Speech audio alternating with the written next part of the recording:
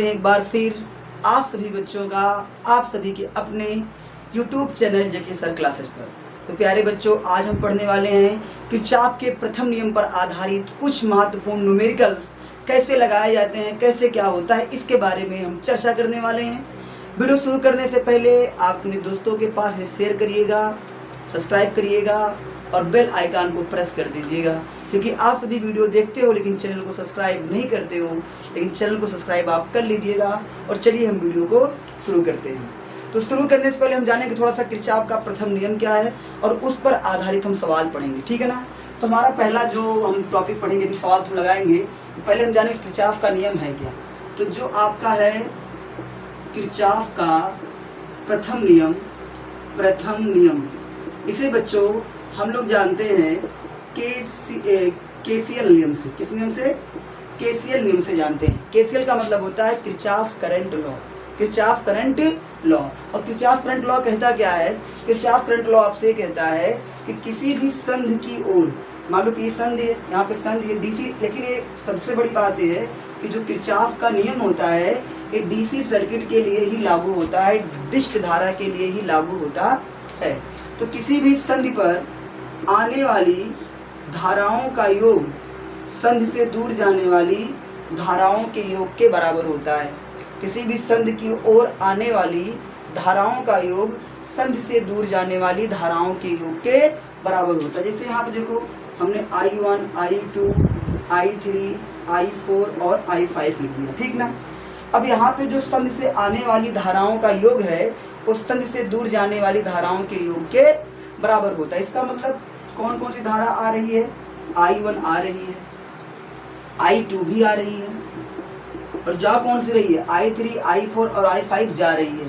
तो is equal to I3 धन I4 धन I5। ये आपका किरचॉफ का प्रथम नियम होता है कि किसी भी संधि की ओर आने वाली धाराओं का योग संधि से दूर जाने वाली धाराओं के योग के बराबर होता है। इसके अलावा इस नियम को इस तरह भी समझा जाता है कि किसी भी संधि पर मिलने वाली समस्त धाराओं का बीजगणितीय योग शून्य होता है। कितना होता है बच्चों? शून्य होता है। समेशन I इक्वल टू 0 होता है, ठीक है ना। इसके अलावा एक बात और आपको जानना पड़ेगा न्यूमेरिकल्स के लिए, कि जो धाराएं आती हैं उनको हम पॉजिटिव लेते हैं। क्या लेते हैं? पॉजिटिव लेते हैं। जो धाराएं जंक्शन की ओर, संधि की ओर आती हैं उसे हम धनात्मक लेते हैं, और जो धाराएं संधि से दूर जाती हैं उसे हम क्या बच्चों लेते हैं? ऋणात्मक लेते हैं। तो मेरी बात आपको समझ में आई होगी। मैं फिर से आपको बोल देता हूँ कि किरचॉफ का प्रथम नियम जो होता है केसीएल, इसे कहते हैं शॉर्टकट में किरचॉफ करंट लॉ, डीसी के लिए लागू होती है। किसी भी संधि की ओर आने वाली धाराओं का योग संधि से दूर जाने वाली धाराओं के योग के बराबर होता है। इसे हमने चित्र के माध्यम से समझा कि I1, I2 संधि की ओर आ रही हैं और I3, I4 और I5 संधि से दूर जा रही हैं। तो I1 plus I2 equal to I3 plus I4 धन I5। इस नियम को इस तरह भी कह सकते हैं कि जो किरचॉफ का प्रथम नियम है उसके अनुसार किसी भी संधि पर मिलने वाली समस्त धाराओं का बीजगणितीय योग शून्य होता है। आने वाली धाराओं को प्लस लिया जाता है और जाने वाली धाराओं को माइनस लिया जाता है, ठीक ना प्यारे बच्चों। तो चलिए, इतना समझ में आया। और एक बात बहुत ही ज़्यादा इम्पॉर्टेंट ये है कि किरचॉफ का जो प्रथम नियम है वो किसके संरक्षण पर आधारित है? तो बच्चों, आवेश संरक्षण पर आधारित है। किस संरक्षण पर? आवेश संरक्षण पर आधारित है। तो ये किरचॉफ का प्रथम नियम है और इस पर हम लगाएंगे 2-3 प्यारे प्यारे सवाल, ताकि आपको किरचॉफ के जो प्रथम नियम पे सवाल आते हैं उसमें कोई दिक्कत ना रहे, ठीक है ना। तो चलिए देखते हैं। तो किरचॉफ का जो पहला सवाल है हम लोग, हमारी क्वेश्चन नंबर इस चैप्टर का 50 भी रहेगा। तो 50 में 2 पार्ट है। 50 का जो पहला सवाल है आपका, 50 का पहला सवाल जो आपका है, पहला सवाल आप लोग देखेंगे कुछ ऐसे चित्र है, चित्र में बना रहा हूँ ताकि आप भी साथ में बना लीजिएगा।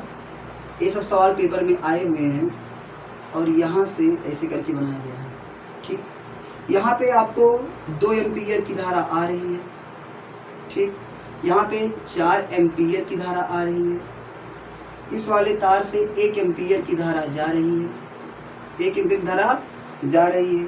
इस वाले से 2 एम्पीयर की धारा आ रही है और इस वाले तार से I एम्पीयर धारा जा रही है और 7 एम्पीयर धारा ऐसे जा रही है। देख पा रहे हैं आप लोग। अब आपको क्या करना है कि इस सवाल में पूछा है कि संधि ओ पर, यहाँ पे ओ है, कह रहा है कि संलग्न चित्र में किसी संधि ओ पर मिलने वाली अनेक धाराओं को प्रदर्शित किया गया है, तो धारा आई का मान बताओ। देखो मैंने आपको बताया था धारा आई आपकी यहाँ पे बह रही है, ठीक है ना। अब आपको इस सवाल को लगाना है, जो कि बहुत ही ज़्यादा कठिन नहीं, बहुत ही प्यारा सवाल है। कैसे लिखेंगे?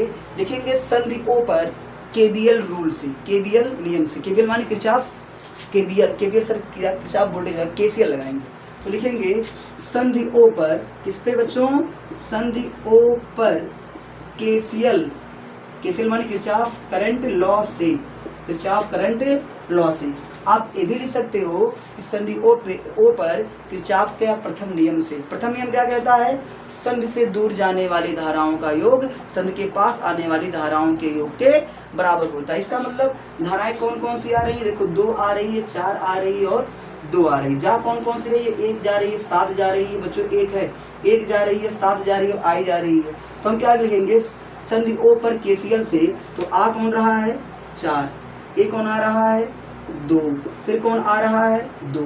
तो जितनी आ रही हैं उनको एक तरफ लिख लो, जितनी धाराएं आ रही हैं उसको एक तरफ लिख लो। यानी आप ये भी लिख सकते हो ऊपर कि आने वाली धाराओं का योग, आने वाली धाराओं का योग बराबर संधि लिख देना, संधि पर आने वाली धाराओं का योग बराबर संधि से दूर जाने वाली, संधि से दूर जाने वाली धाराओं का योग, धाराओं का योग। बच्चों अपना देख लेना, मैं पढ़ के बता दिया हूँ। लिखा क्या है एक बार देख लो, संधि पर आने वाली धाराओं का योग बराबर संधि से दूर जाने वाली धाराओं का योग। संधि की ओर कौन धारा आ रही है? 4, देखो 4 आ रही है ना, 4 आ रही है, 2 भी ओ की ओर आ रही है और 2 भी ओ की ओर आ रही है। तीनों, ये तीनों जो वायर हैं ये तीनों के तीनों संधि की ओर जा रहे हैं। तो 4 + 2 + 2 और बराबर संधि से दूर जाने वाली धाराएं कौन कौन दूर जा रही है? देखो 1 एम्पियर जा रही है, 7 एम्पियर जा रही है और आई एम्पियर जा रही है। लिखेंगे 1 धन 7 और धन आई एम्पियर, ठीक है ना। 1 धन 7 धन आई एम्पियर, सही है ना। इसके बाद हम क्या करेंगे? 4 2 6 2 8, कितना हो जाएगा? ये 8 हो जाएगा। उधर कितना आ जाएगा? 7 और 1 8। थोड़ा सा दिक्कत है जी, कहीं पे सवाल में तो 0 धारा है इसमें, चलो कोई बात नहीं। 7 एक कितना हो गया? 8 प्लस आई, तो इधर 8 आ जाएगा। तो 8 - 7 कितना आ जाएगा? यहाँ पे 0। तो आई मान कितना आ गया? 0। अर्थात इसमें से धारा प्रवाह नहीं हो रहा, धारा प्रवाह नहीं हो रहा। लेकिन मैं जो सवाल लिया था उसमें थोड़ा सा मिस्टेक ये हो गया, यहाँ पे 3 एम्पियर था। कितना था? 3 था। अगर बच्चों यहाँ पे 3 एम्पियर ले लेंगे तो ये चीज 3 हो जाएगी। तो 4 3 7 7 2 9 और 9 में से जब 8 जाएगा तो कितना पे आ जाएगा? 1 एम्पियर आ जाएगा। तो इस क्वेश्चन के अकॉर्डिंग ये सही है। अगर आप यहाँ पे 3 रख के हल करना है, जैसे मान लो यहाँ पे 3 ही था, सर्किट में गलती हो गई मुझसे, ये 3 एम्पियर रखोगे तो यहाँ पे कितना रखना पड़ेगा आपको? 3 एम्पियर रखना पड़ेगा। और जब 3 रखोगे तो 3 2 5 5 4 कितना आ जाएगा? ये 9 आ जाएगा। अब 9 में से 8 माइनस होगा ना, ये 8 आएगा, 9 - 8 तो कितना आपका आ जाएगा? 1 एम्पियर आ जाएगा, ठीक है ना। आशा करता हूँ सवाल आपको समझ में आया होगा, ठीक। तो आगे हम बढ़ते हैं, इस सवाल को आप लोग नोट कर लीजिएगा। सवाल नंबर अगला देखेंगे, इसके 2-3 सवाल ही देखेंगे हम लोग, ताकि हम लोगों को ये अच्छे से समझ में आ जाए, ठीक है ना। तो आप इसको नोट कर लेना, क्या नोट कर लीजिए, ठीक है ना, रोक के वीडियो को। चलो हम अगला पढ़ते हैं, इसको मिटाता हूँ मैं, उधर आप लोग नोट कर लीजिएगा तब तक। और यहाँ पे अगला सवाल इस तरह बना है, देख पा रहे होंगे, मैं चित्र बना दे रहा हूँ, आप लोग देखते रहिए इसको। ऐसे करके चित्र बना है, ठीक है बच्चों। अब देखो ये 3 एम्पियर, कितना एम्पियर? 3। ये वाला कितना है? 2 एम्पियर। इसके बाद ये वाला कितना है? आई एम्पियर। जो आ रहा है वो है 7 एम्पियर और ये वाला आपका है 5 एम्पियर। क्या है? 5 एम्पियर। और किस पे आ रहा है? ओ पर आ रहा है, ठीक। और वही सवाल फिर कह रहा है कि स्मॉल आई एम्पियर का मान बताओ। जो आप ये देख रहे हो इसी का आपको क्या बताना है? मान बताना है स्मॉल आई एम्पियर का, ठीक है ना। देखो हम क्या करेंगे, फिर वही नियम निकालेंगे कि संधि ओ पर केसीएल से। केसीएल का नियम कहता है कि संधि पर आने वाली धाराओं का योग और संधि से दूर जाने वाली धाराओं का योग कितना होगा। ठीक है ना। तो अब ध्यान से देखिए संधि की ओर कौन कौन आ रही है। देखो 5 संधि की ओर आ रही नहीं आ रही, संधि की ओर आ रही है, लिख देंगे 5। संधि की ओर कौन आ रही है, देखो 7 आ रही है। संधि की ओर कौन आ रही है, देखो 7 आ रही है, आ रही ना इधर देखो आ रही है, फिर प्लस कितना लिख देंगे 7। और 2 भी संधि की ओर आ रहा है तो क्या लिख देंगे प्लस का 2। और कोई धारा तो संधि की ओर आ नहीं रही है, देखो 5 आ रहा है, 7 आ रहा है और कितना आ रहा है 2 आ रहा है। और जा कौन कौन रहा है 3 और आई। तो उधर लिखेंगे ना संधि से दूर जाने वाली धाराएं, तो लिखेंगे कितना बच्चों 3 प्लस आई। क्या लिख देंगे 3 प्लस आई। तो अब ये हो जाएगा 7 5 12 2 14 हो जाएगा। तो 14 बराबर 3 प्लस आई, समझ रहे हैं ना। तो आई मान कितना आ जाएगा 14 माइनस 3, और बोले तो आई वाला कितना आ जाएगा 11 एम्पियर। कितना आ जाएगा जी 11 एम्पियर आ जाएगा। ठीक है ना। तो सवाल को इसको भी आप नोट कर लीजिए जल्दी से, इसको इस सवाल को भी आप नोट कर लीजिएगा। तो चलिए बच्चों अगला सवाल देखते हैं। अगला सवाल 51 नंबर ये आपसे कह रहा है कि ये चित्र दिया गया है, जो चित्र मैंने आपको बनाया चित्र दिया गया है और कह रहा है कि आई का मान बताओ। किसका मान बताओ, आई का मान बताओ। पहले चित्र का अवलोकन करते हैं और देखते हैं कि ये है क्या। ठीक है ना।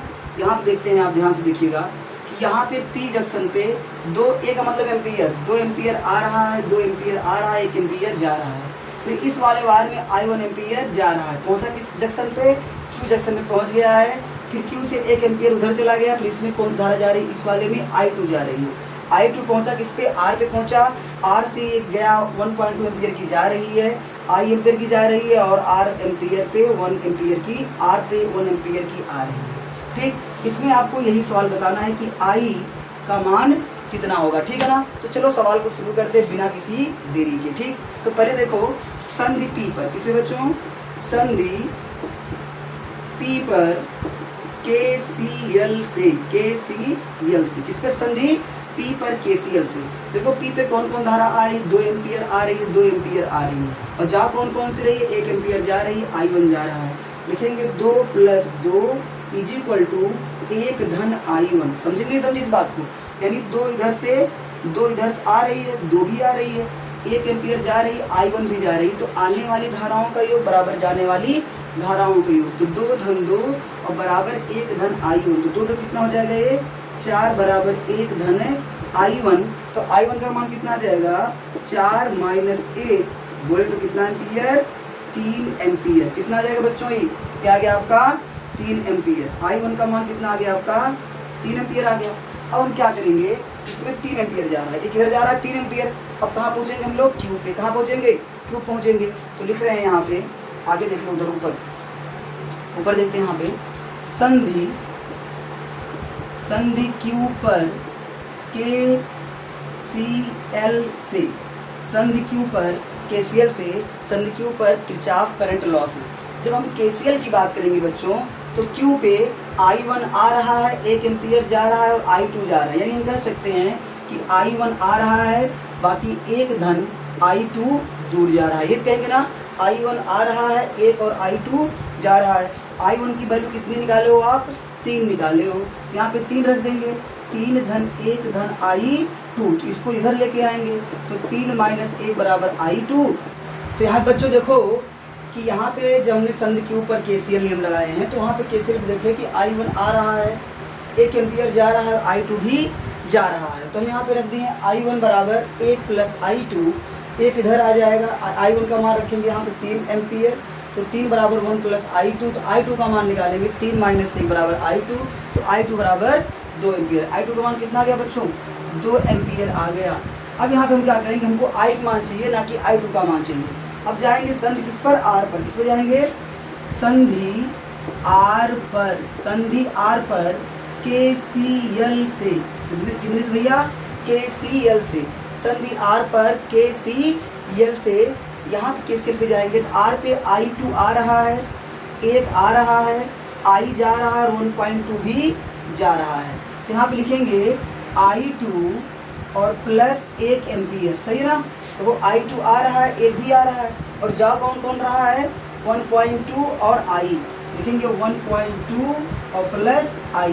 तो I2 का मान कितना है, 2 है, तो 2 + 1, 2 + 1 इज इक्वल टू 1.2 प्लस आई, तो आ जाएगा 3 इज इक्वल टू 1.2 प्लस आई। तो आई की वैल्यू कितनी आ जाएगी, आई की वैल्यू आ जाएगी 3 minus 1.2 is equal to 1.8 ampere, 1.8 ampere. तो आपने जैसा कि देखा कि जो किरचॉफ करंट लॉ है KCL, ये बहुत ज़्यादा कठिन नहीं है, बहुत ही आसान है। सिर्फ आपको समझना, इसमें थोड़ी बहुत चीज़ें हैं कि जो संध की ओर आ रहा है उसको संध की ओर आने वाली धाराओं का योग संध से दूर जाने वाली धाराओं के योग के बराबर होता है। ठीक ना प्यारे बच्चों, तो इस सवाल को आप लोग पढ़िएगा। तब तक फिर मिलते हैं अगली वीडियो में। तब तक आप क्या करिएगा, चैनल को थोड़ा सा सब्सक्राइब करवाइएगा, बच्चों के पास शेयर करिएगा, और मिलते हैं नेक्स्ट वीडियो में। धन्यवाद।